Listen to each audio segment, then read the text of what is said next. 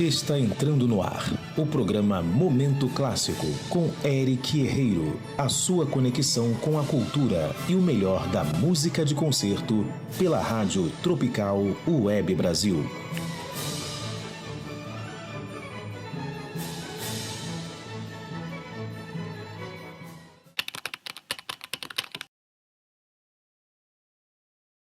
Estou falando do grande pianista brasileiro Álvaro Siviero. Álvaro, seja muito bem-vindo ao nosso programa. Olha, eu agradeço imensamente o convite, mas quero fazer uma ressalva. Eu só tenho 1,80m, 1,81m. Então, acho que um grande a partir de 1,90m, 1,92 metros. Eu estou no 1,80m, 1,81m. Então, Maravilha. Vamos deixar para o médio, normal. Maravilha. Ô, Lu, dá para mim mais áudio do Álvaro, por favor? Isso, agora a gente vai ouvir ele melhor. Vocês estão aqui no www.radiotropicalwebbrasil.com.br. Podem mandar também suas mensagens através do WhatsApp 21 97159 1211, 21 97159 1211. E você que acompanha pelo site radiotropicalwebbrasil.com.br, acompanha ao vivo aqui, consegue ver tudo que está acontecendo no nosso estúdio. Álvaro, seja bem-vindo de volta ao Rio. Seja bem-vindo aqui também ao programa Momento Clássico. Como é que está teu coração aí com essa volta para encontrar de novo a Orquestra Sinfônica, o Teatro Municipal, agora com esse maestro jovem que vem reger o concerto? Conta pra gente aí. A expectativa é enorme porque no Teatro Municipal do Rio de Janeiro, na última vez que estive, fazendo o primeiro de Tchaikovsky, Verdade. a reação da plateia, quando eu entrei no palco e quando eu saí do palco, eu nunca tinha visto na minha vida. Porque assim, o calor humano, a euforia, eu até vi pelas redes sociais que uma pessoa comentou que parecia que estava entrando no palco um jogador de futebol que havia sido comprado por um preço milionário, enfim, e o estádio inteiro. Eu fiquei muito impressionado, mas fiquei mais impressionado com a química, com a empatia imediata que aconteceu com os músicos da orquestra, com a orquestra como um todo. É difícil explicar quando a empatia acontece. Sim. Há pessoas com quem você pouco contato teve e existe uma afinidade. E há pessoas, às vezes, que você, com muito contato, a afinidade... E não alcança isso, ela não vem, verdade. Não vem. E com a orquestra foi exatamente assim. Logo no primeiro ensaio, parecia que eu entendi o que eles queriam me propor e eles entendiam para onde eu estava caminhando. Então essa mesma Teve uma simbiose imensa. Que maravilha isso. E essa mesma energia é o que eu espero que aconteça a partir de amanhã, onde se iniciam os ensaios, né? E isso, os ensaios, a orquestra já está ensaiando há alguns dias, e aí amanhã recebe você pela manhã para começarem juntos aí a enfrentar esse Ekel Tavares, né? A construir a obra. Exato. E essa é a parte, Eric, perdão pela parte aqui, é a parte mais apaixonante do fazer musical. Porque colocar as notas de baixo para os violinistas do dedo, do piano, isso é um trabalho técnico, de esforço, mas a música, o construir as ideias, o interagir, onde todo mundo vai criando aquilo ao mesmo tempo e juntos, isso é apaixonante. É verdade. Essa parte do processo é muito gostosa. É a melhor de todas. Sem dúvida. Mas eu me lembro daquele concerto, você se lembrou do concerto anterior, do Tchaikovsky, que eu não lembro quando foram 3 datas. Em uma das datas o público não deixava você sair do palco. Você voltou para um bis, depois você deu um tris. Foi assim. Que maravilha.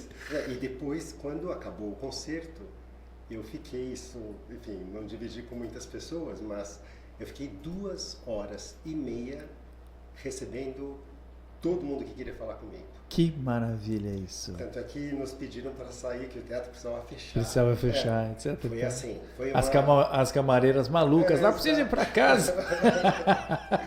Não, mas isso eu acredito muito na alma do brasileiro. A gente tem uma musicalidade que em nenhum outro lugar do mundo eu encontrei. É muito especial mesmo. Você como profissional também do ramo, a gente tem que viajar muito. Né? Então a gente acaba tendo contato com muitas culturas, as mais diversas. Mas a musicalidade do brasileiro eu não encontrei em nenhum lugar. Nenhum lugar. Isso. Que bacana. O brasileiro, nós temos essa coisa aqui no Rio de Janeiro do ritmo, de uma maneira assim muito forte mesmo, né? Mas a questão da melodia e da harmonia, eu vejo que é um desafio, que são os 3 componentes da música. É um desafio para mim nacional. Nós brasileiros, nós temos um coração imenso, nós pensamos com o coração. É interessante quando você faz uma viagem internacional, o brasileiro se esforça por falar o idioma do outro país. Sim. Mas quando ele recebe alguém de outro país, ele também se esforça por falar o idioma do outro. É verdade. O brasileiro, nós temos esse coração imenso. Mas o que eu vejo que falta para nós, eu me incluo, é mais conceito, ideias.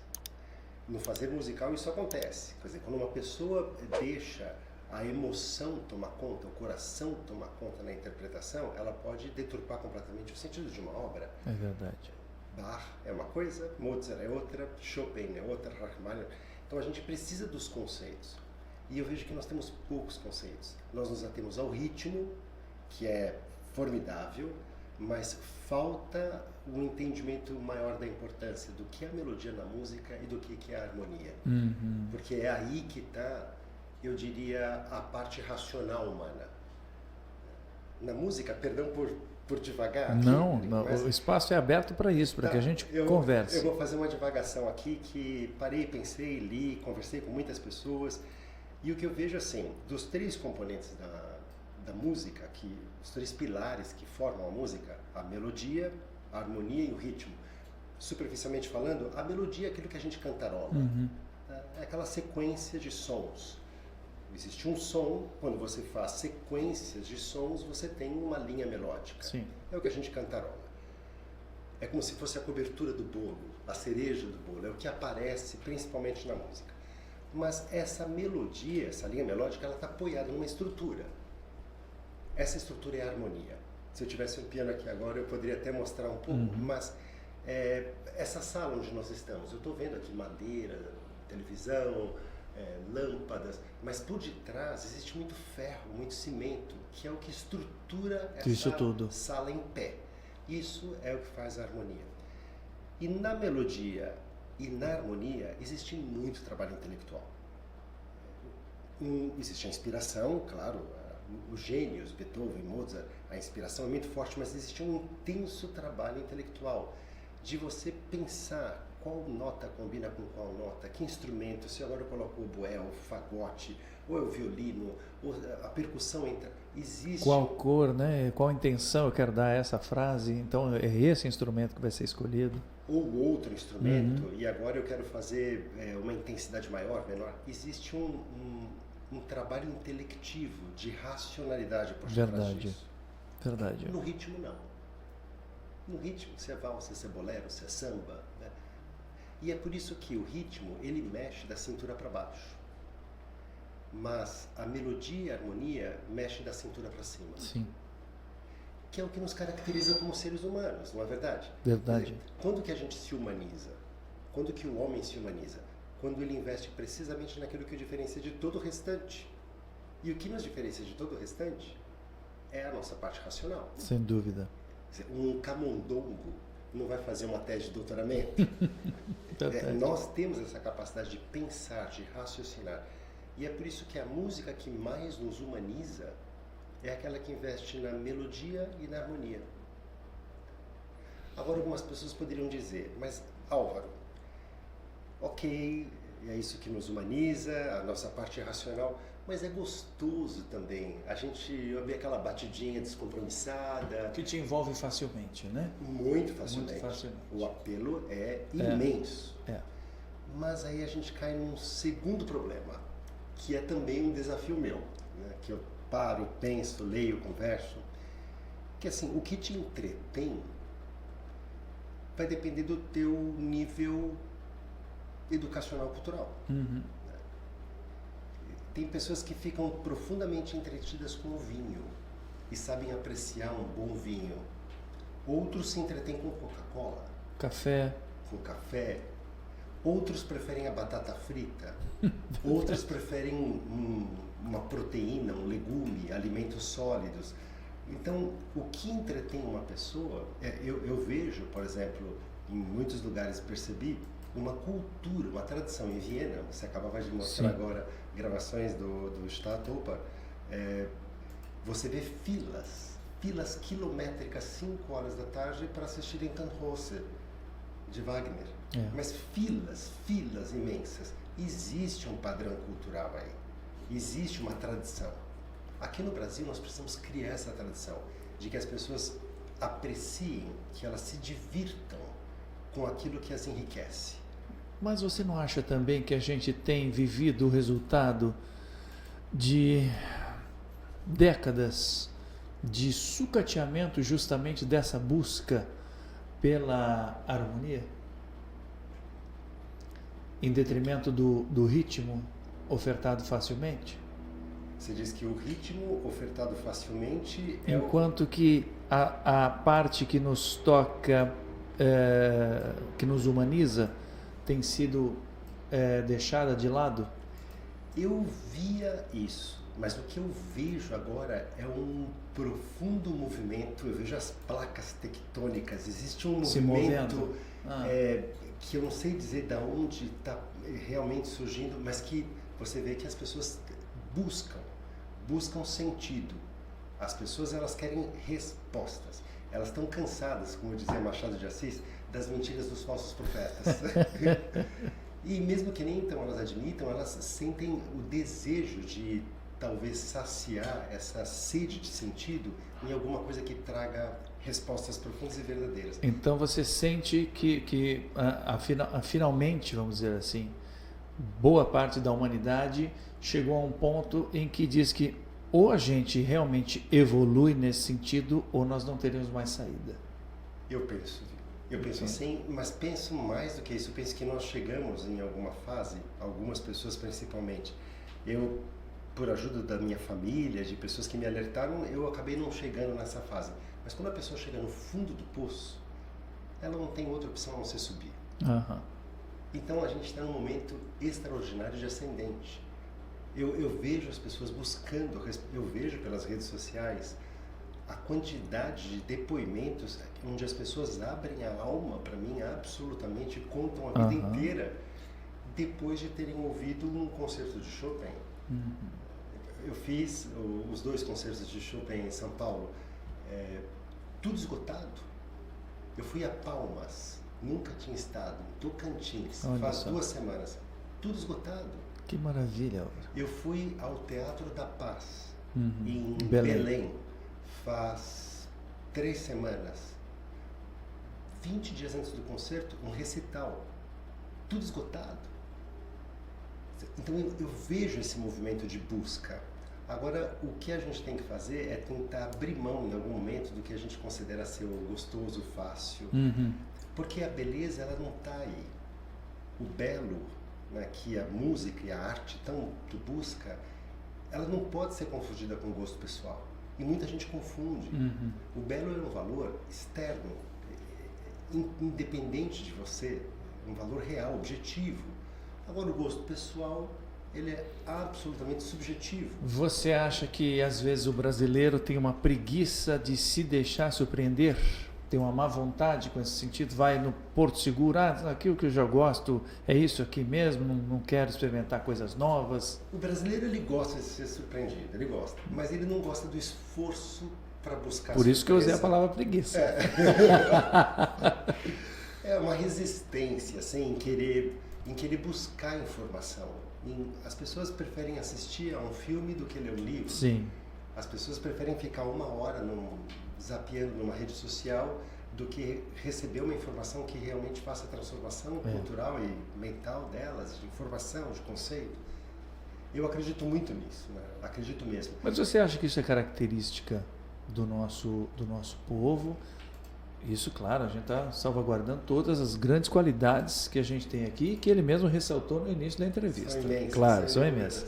Mas a gente está sempre tentando evoluir e ajudar através do nosso trabalho, né? Sim.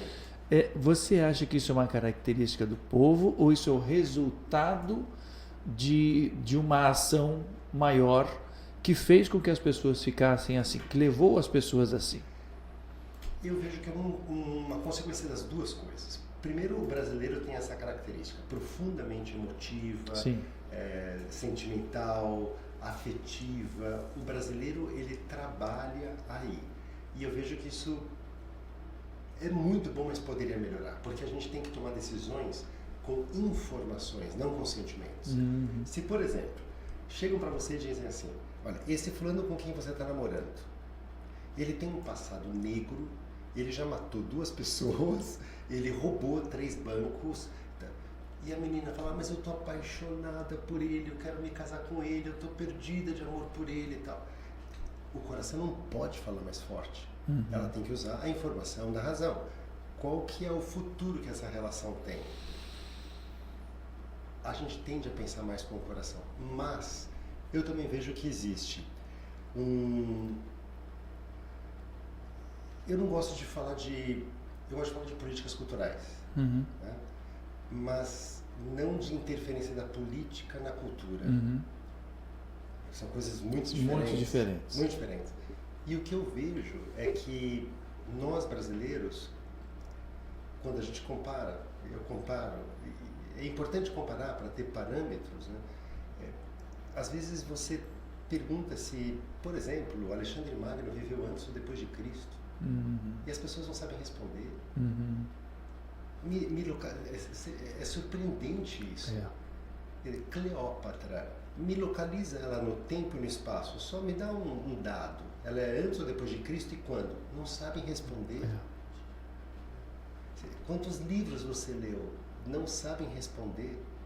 Agora, o impressionante é que, como a ignorância ela é atrevida, quanto menos a pessoa sabe, mais palpite ela quer dar. Isso é incrível.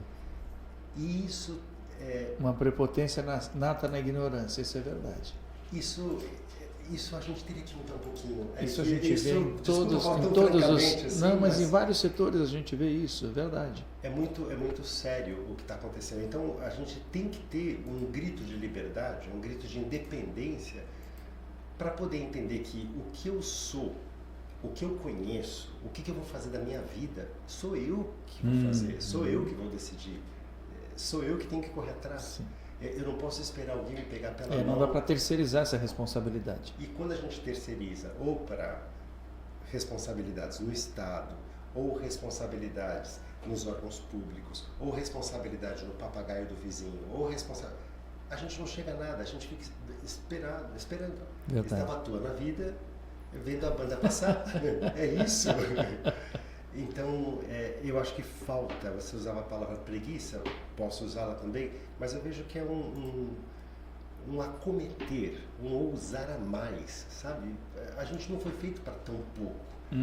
Eu sinto, assim, uma pequena frustração quando eu vejo pessoas, né, sambando. O samba é maravilhoso, né?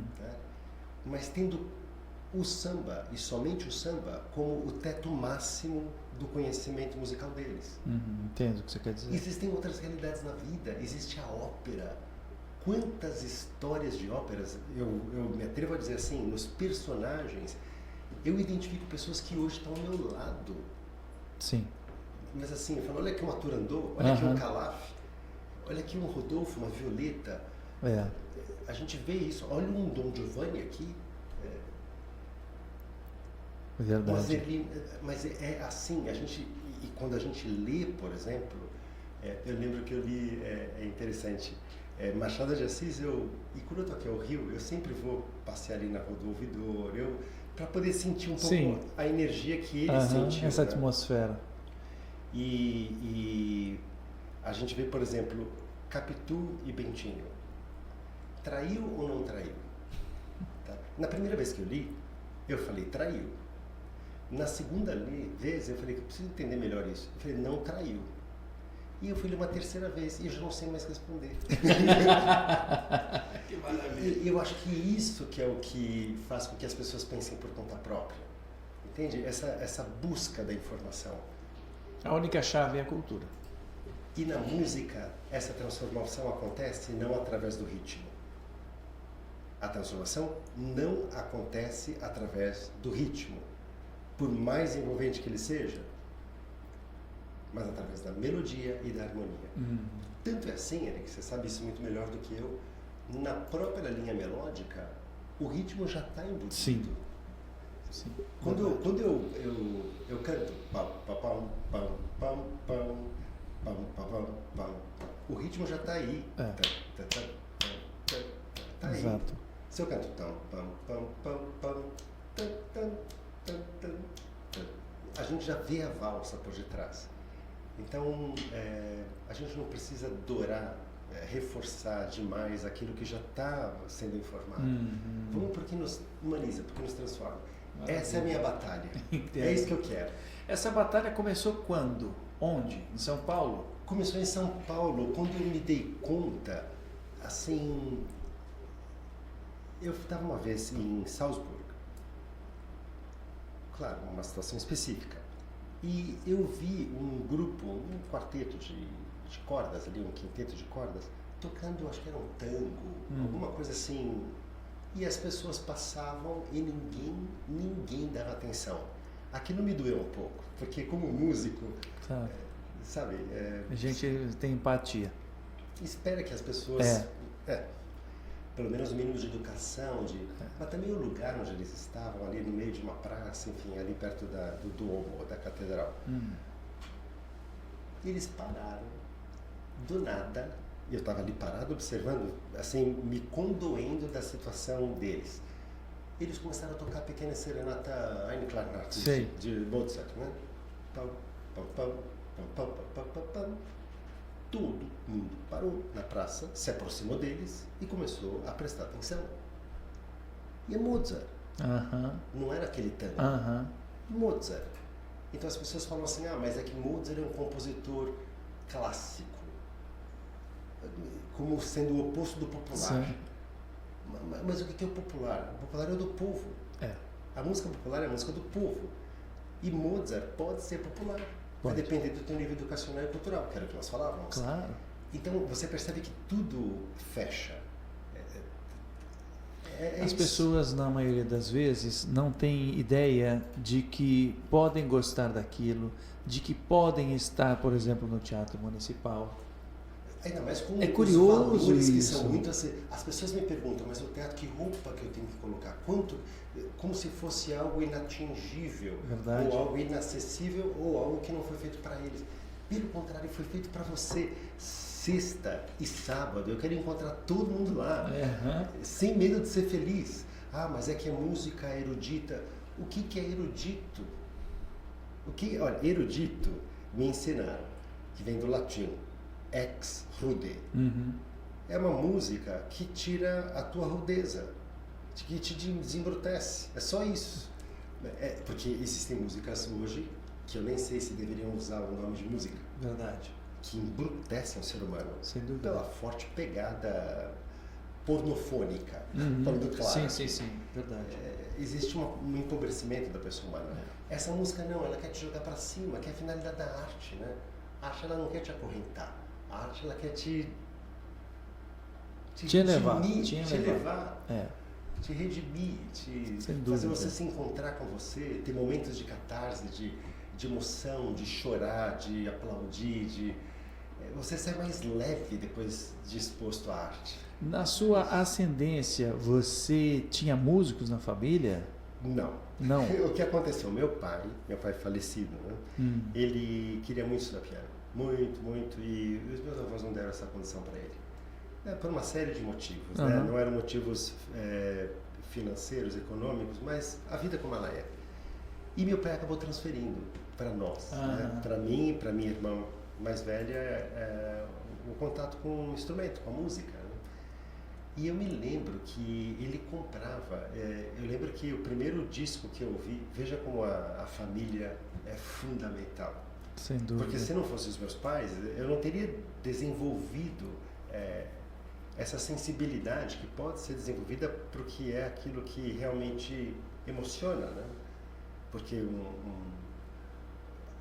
a parte rítmica, tribal, essas não emocionam. Elas te empurram a dançar, Sim. mas elas não mexem na alma, Não. nas profundezas, não. E foi meu pai que trouxe um disco do Maurizio Pollini, interpretando os estudos de Chopin. Olha só. Que maravilha. E eu falei, eu vou ouvir. E eu vi um, falei, que interessante. Daí eu vi um segundo, falei, que interessante. E aí eu fui ouvir o terceiro. Eu falei, isso daqui é... E eu sempre vi muita... Eu tenho a coleção inteira do Queen, tenho a coleção inteira do U2. Eu não estou querendo dizer que uma coisa exclua a outra. Claro que não. Mas o que eu estou sim querendo dizer... É que nossa música também existe. Conheçam lá. Mais do que isso, ela não somente existe, mas na gradação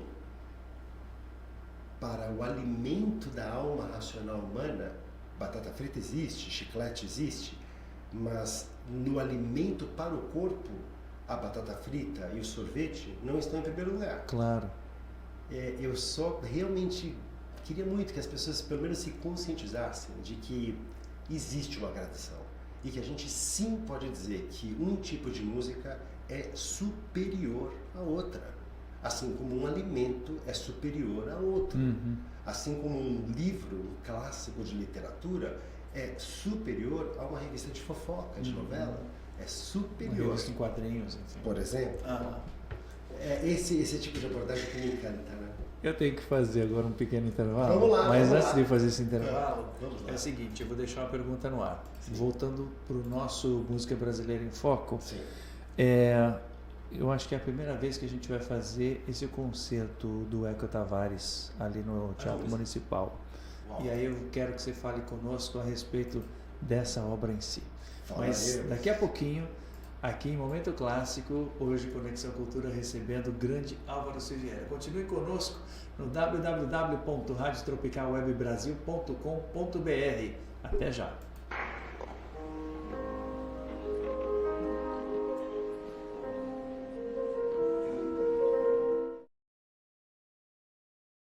Nós ouvimos aqui durante o nosso intervalo essa beleza fantástica que é o Sonho do Amor de Franz Liszt, na interpretação do grande pianista Álvaro Silveira, que a gente está recebendo aqui. Não, você está... Não. Gravação ao vivo com você, Álvaro. É uma surpresa que a gente queria fazer para você. Eu estava prestando... Eu nunca me escuto. Bom, ai. O bom é que a Luciana está aqui hoje na condução do programa. Ai. Ele teceu elogios, então eu te peguei de propósito. Não. Tá bom? Eu disse que estava interessante. Assim, vergonha. Falamos muito aqui, inclusive, sobre as respirações, as suspensões, todas e tal. Bravo, Álvaro. Você é grande. Você é grande. 1,80 m só. Grande é 1,90 m, 2 metros. Já conversamos sobre isso. Ô Álvaro, agora música brasileira em foco. Sim. Você volta pro Rio para abordar esse compositor brasileiro, o Eco Tavares. Numa peça muito linda, muito especial, né, para piano e orquestra. Fala um pouquinho pra gente. Bom, em primeiro lugar, fiquei surpreso, porque eu saí de São Paulo num entardecer maravilhoso, ensolarado, e cheguei aqui ao Rio. O tempo todo fechado. Eu falei, será que eu vim pro lugar certo? Teve muita chuva hoje ao longo do dia. Sim. Foi São Paulo nada, não chuva, nada. Mas lá tá mais frio que aqui, não? Não, tava mais, quando eu tava saindo não, tava sol, Puxa. Enfim. Mas vai melhorar o tempo aí, você trouxe o sol de São Paulo pra gente, pronto. Então, esse concerto, ele é surpreendente. E eu vejo a surpresa dele por um aspecto positivo e por um aspecto negativo. Vamos começar pelo negativo. Ele não é conhecido. Sim. E era um concerto para estar sendo rodado o Brasil inteiro e o mundo inteiro. Com razão. A gente só fala de Carlos Gomes, Villa-Lobos, Carlos Gomes, né? Entre os grandes nomes da música brasileira. Existem outros, né? Muitos outros. Mas Eco Tavares era para estar nesse areópago. Porque esse concerto, em muitos momentos, o ponteio, por exemplo, me lembra muito a tocata de Schumann, a tocata de Prokofiev. Os acordes que encerram aquelas oitavas, os acordes densos, descendentes do final do primeiro movimento, me lembra muito a entrada do concerto de Grieg. Né? Bom, e depois Rachmaninoff, naqueles grandes temas, onde ele abre panoramas e horizontes assim insuspeitados. Me lembra o final do terceiro movimento do Tchaikovsky, ou o finale do Rachmaninoff 3, Rachmaninoff 2.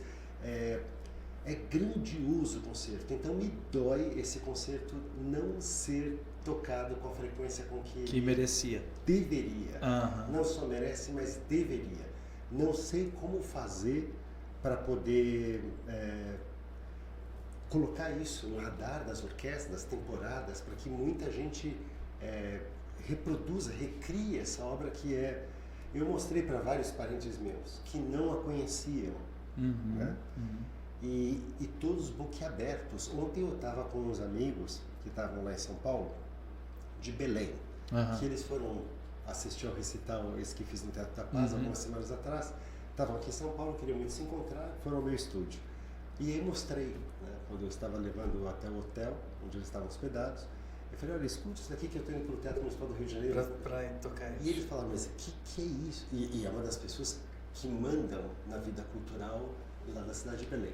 Oxi. Então esse é um aspecto positivo, mas assim, com otimismo pela frente. Claro, né? claro. Sem olhar a vida pelo retrovisor, para frente.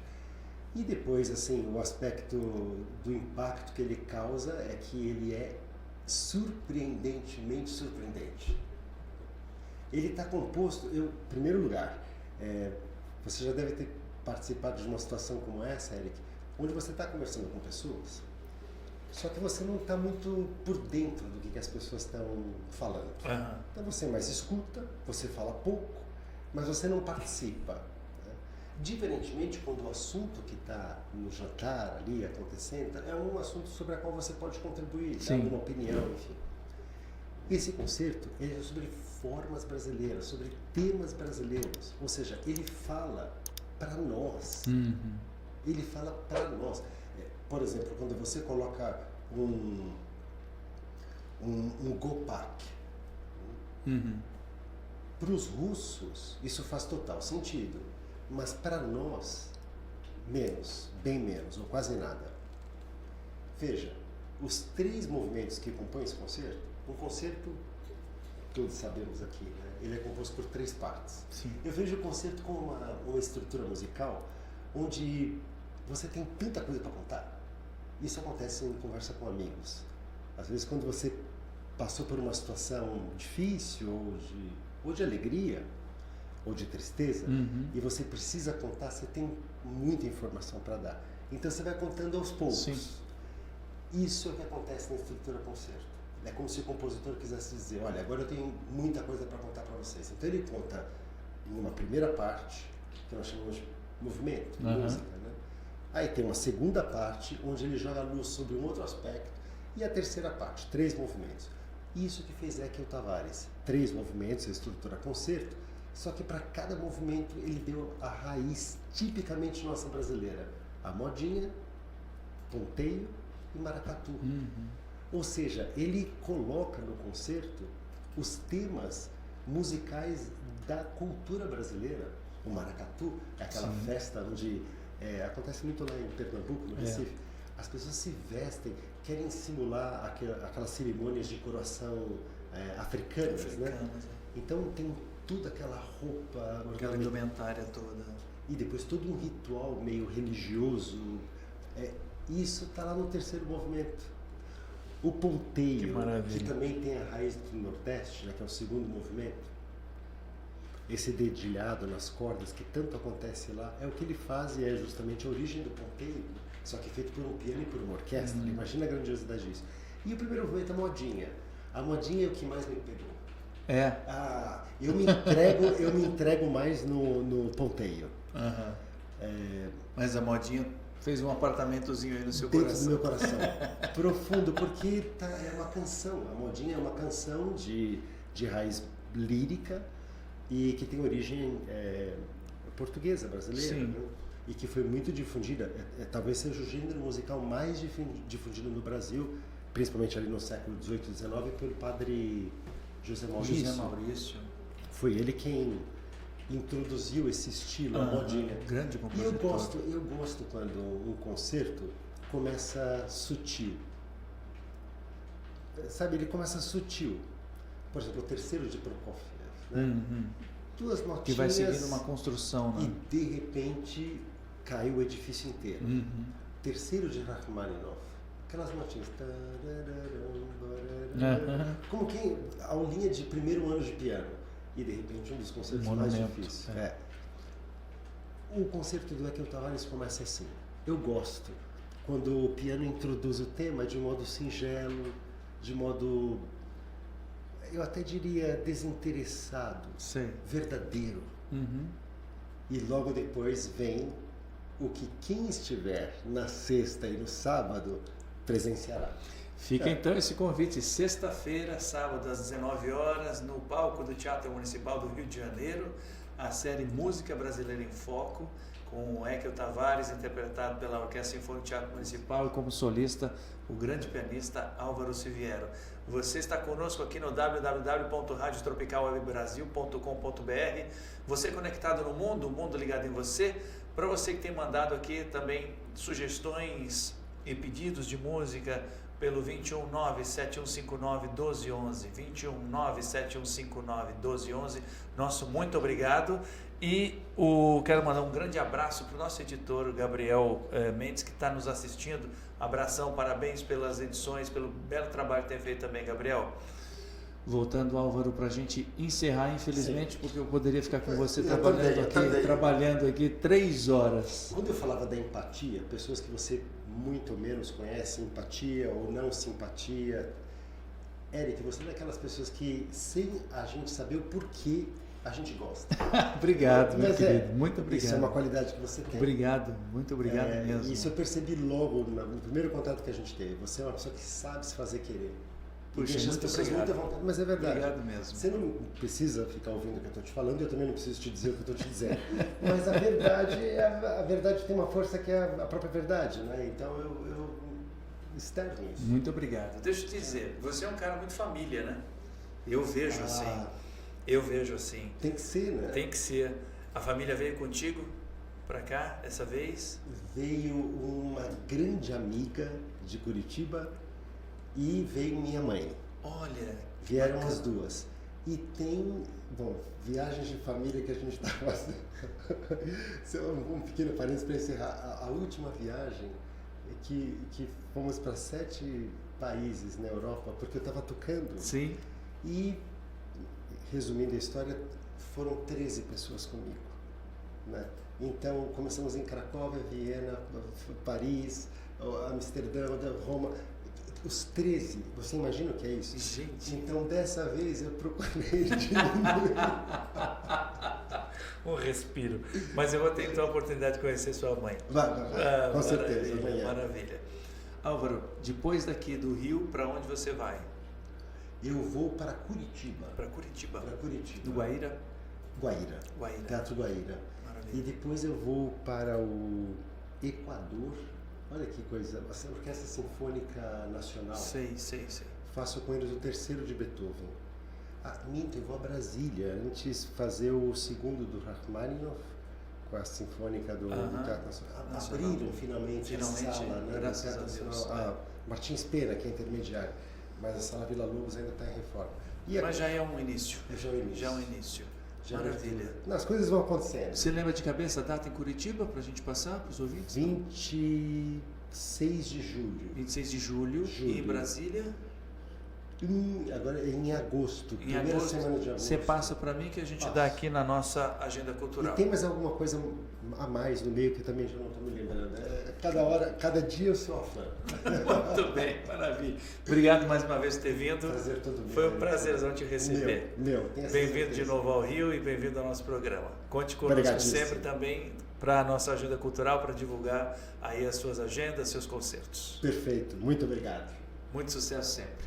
A vocês então que nos acompanharam até agora em Momento Clássico, nesse fantástico Conexão Cultura com Álvaro Siviero, meu muito obrigado. Desejo a vocês uma excelente noite e uma continuação de semana abençoada. Esperamos vocês todos sexta e sábado no Teatro Municipal do Rio de Janeiro às 19 horas. Beijo, gente, até semana que vem.